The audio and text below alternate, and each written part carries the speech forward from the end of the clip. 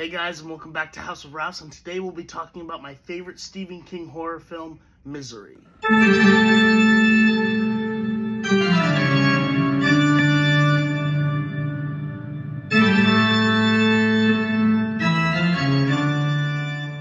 This movie's about world-renowned best-selling author Paul Sheldon, who's just finished his latest novel, and on his way home he crashes his car in the middle of a snowstorm. 3 days later, he wakes up in the home of Annie Wilkes, played by Kathy Bates, who is his self-proclaimed #1 fan who loves his Misery book series, which is a series of tawdry romance novels that you'd find in like an airport. And she becomes enraged when she realizes that he's killed off one of her favorite characters. And then she makes the decision that he cannot leave until he rectifies this. She is going to make him write a new book resurrecting that character. One of the great things about this movie is the continual build of tension. It is non-stop throughout the entire movie. And I want to highlight these two performances, James Caan and Kathy Bates. Because on the one hand, you have Kathy Bates, whose temperament is sort of unpredictable.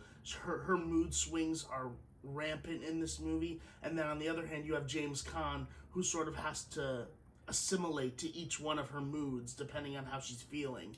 And they are both incredible in this movie. This movie's directed by Rob Reiner, and it's genius. He's able to make it compelling when 80% of the movie takes place in one location. The tension is great. There's a great scene when she leaves the house and James Caan is able to explore, and the stuff that he finds is insane. The side characters are also great in this movie. Even if they only have one scene, you have, the innkeeper at the hotel, you have a store clerk owner, you have Francis Sternhagen, who's great, and then there's a small town sheriff played by Richard Farnsworth, who is absolutely incredible. He plays it so honest and earnestly, and he's one of the characters you're rooting for in the movie. I definitely think this is one of Stephen King's best book-to-film adaptations.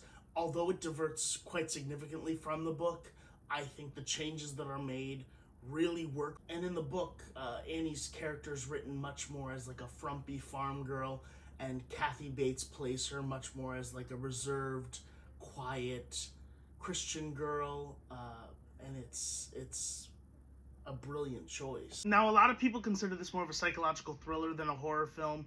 I don't think those terms are mutually exclusive. I think this film is much more about horrors of the mind rather than horrors of the flesh. Now, don't get me wrong, there are some pretty grotesque moments in this movie, but this movie focuses more on the psychological horrors of what's going on inside that house. Well, that's it for today, you guys. Check back in tomorrow where I'll be talking about my favorite creepy kid horror films.